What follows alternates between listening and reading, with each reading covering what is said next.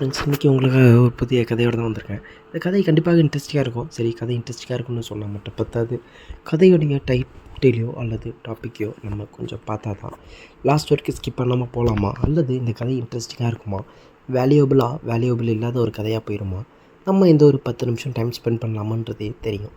சரி வாங்க, அப்படியேப்பட்ட கதையோட குறுகிய டாப்பிக்கை பார்ப்போம்.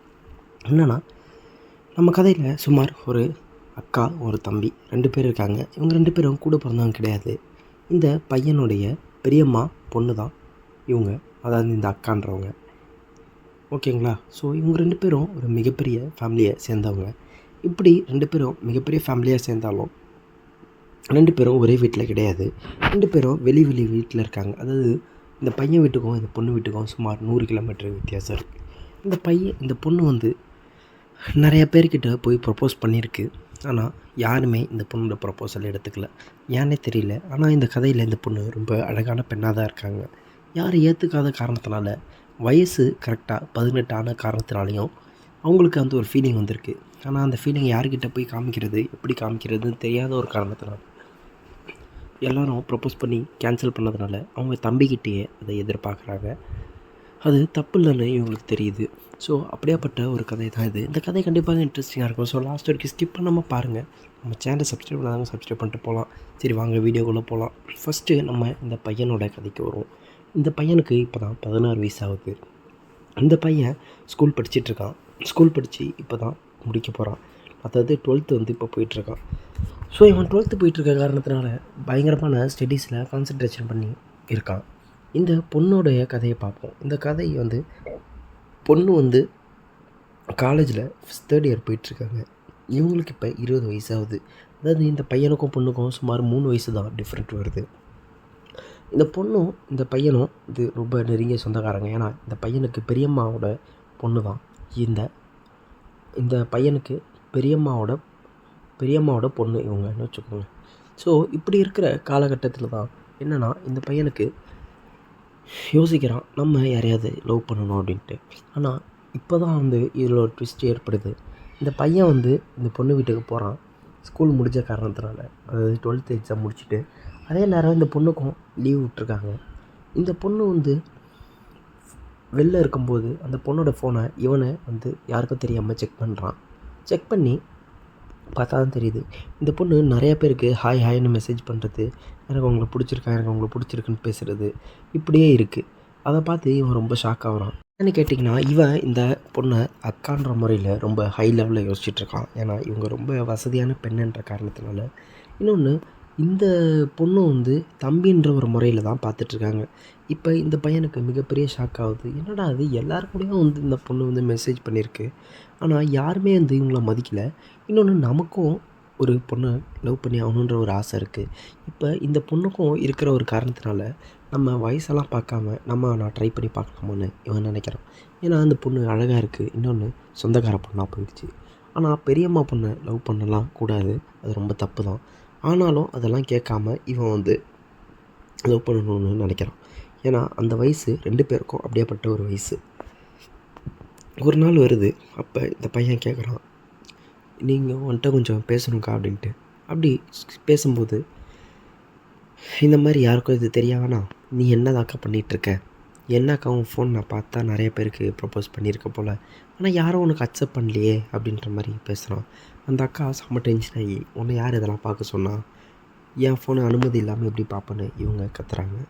கத்துனதுக்கப்புறம் இவன் கொஞ்சம் பொறுமையாக இரு, நான் சொல்கிறத ஒரு நிமிஷம் கேளு, நானும் நிறைய பொண்ணுக்கிட்ட ப்ரப்போஸ் பண்ணலான்னு யோசிச்சுட்டு இருந்தேன், ஆனால் நான் யாருக்கும் பண்ணலை, இதை நீ யார்கிட்டையும் சொல்லாத, நான் யார்கிட்டையும் சொல்ல மாட்டேன்னு இவன் அப்படியே சிம்பாலிக்காக சுற்றி வளைச்சி சொல்கிறான். அப்போ இவங்க கேட்குறாங்க, ஏன் நீ ஆசைப்பட்ட அப்படின்ற மாதிரி கேட்குறாங்க. அப்போ சொல்கிறான், எனக்கு இதெல்லாம் ரொம்ப பிடிக்கும் அப்படின்ட்டு. அப்போ இந்த அக்கா என்ன சொல்கிறாங்கன்னா, எனக்கும் இதனால தான் நான் ஒரு பையனை லவ் பண்ணணுன்னு நினைக்கிறேன். இப்போ உனக்கு என்ன வயசு ஆகுதுன்னு கேட்குறாங்க. இப்போ அந்த பையன் சொல்கிறான், எனக்கு 16 வயசு ஆகுதுன்ட்டு. சரி, உனக்கு 16 தானே ஆகுது, எனக்கும் 19 தான் ஆகுது, எனக்கு இப்போ 20 நடந்துகிட்ருக்கு, சுமார் 3 வயசு தானே டிஃப்ரெண்ட்டு, இதெல்லாம் ஒரு விஷயமா அப்படின்ற மாதிரி கேட்டு, பேசாமல் நம்ம 2 பேரும் லவ் பண்ணலாமான்னு இந்த பொண்ணு கேட்குறாங்க.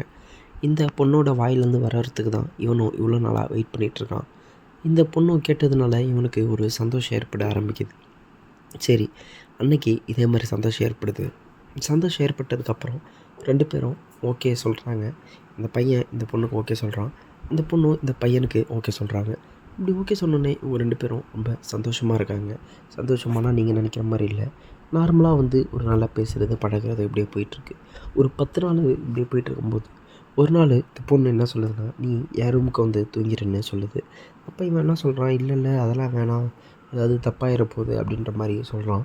ஆனால் அந்த பொண்ணு எல்லாத்தையும் எதிர்பார்த்து தான் கூப்பிடுதுன்றது இவனுக்கு தெரியல. இந்த பொண்ணு சொல்லுது, "நம்ம 2 பேர் தான் லவ் தானே பண்ணிகிட்ருக்கோம். அப்போ நீ வா, நம்ம நம்ம இந்த ரூமில் தூங்கலாம்" அப்படின்ட்டு சொல்லுது. சரி, தூங்கும்போது அந்த பொண்ணு தான் எல்லாத்தையும் அப்படியே பேசுது. பேசி கொஞ்சம் கொஞ்சமாக ஆரம்பிக்குது. நம்ம இதெல்லாம் ஒண்ணும் தப்பில்ல. இதில என்ன இருக்குது அப்படின்ட்டுலாம் இந்த பொண்ணு பேசும்போது, இந்த பையனுக்கு ஒரு அளவில்லாம ஒரு ஆசை வருது இவனுக்கும். ஆனால் இவனுக்கு பயமாவும் இருக்குது. அப்போ இவன் என்ன சொல்கிறான்னா, "இல்ல என்னால் இது முடியாது. எனக்கு 2 நாள் டைம் கொடு. நான் யோசிச்சு சொல்கிறேன்ற" மாரி சொல்கிறான்.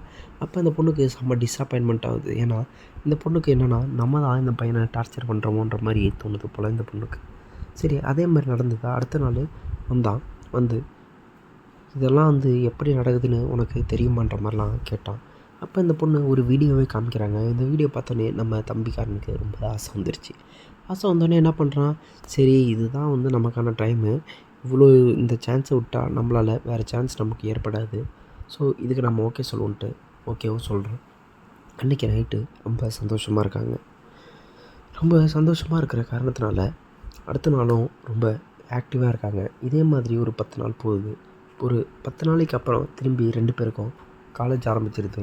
இந்த பையனும் 12th போய் காலேஜ் போகிறான். இந்த பொண்ணும் காலேஜ் போயிடுது. ஆனால் 2 பேரும் வேறு வேறு காலேஜ். திடீர்னு 1 1/2 மாதத்துக்கு அப்புறம் இந்த பொண்ணு இந்த பையனுக்கு கால் பண்ணி, நான் இந்த மாதிரி மாசமாக இருக்கேன்னு சொல்லுது. மாசமாக இருக்குன்னு சொன்னோடனே இவனுக்கு தூக்கி போட்டுருச்சு. ஆஹா! என்னடா இது இப்படி ஆயிடுச்சே அப்படின்ட்டு. அப்போ தான் இந்த பொண்ணு சொல்லுது, இந்த மாதிரி சேஃப்டிக்கு இதெல்லாம் இருக்குது. நம்ம அதெல்லாம் யூஸ் பண்ணாமல் பண்ணது தான் அதற்கான தப்பு. அதான் காரணம்னு சொல்லி இந்த பையன்கிட்ட சொல்லும்போது, இந்த பையன் ரொம்ப பயப்படுறான். பயந்து அழுவ ஆரம்பிச்சிடுறான். ஐய்யய்யோ! என்ன இப்படி ஆயிடுச்சு அப்படின்ட்டு. ஒரு கட்டத்துக்கு மேலே இந்த பொண்ணு வீட்டில் தெரிய வந்துருச்சு. இந்த பொண்ணு மாசமாக இருக்கிறதுக்கு காரணம் இந்த பையன் தான்ட்டு. இவங்க 2 பேரையும் போட்டு வெளுன்னு வெளுக்குறாய்ங்க. சரியான அடி அடிக்கிறாய்ங்க.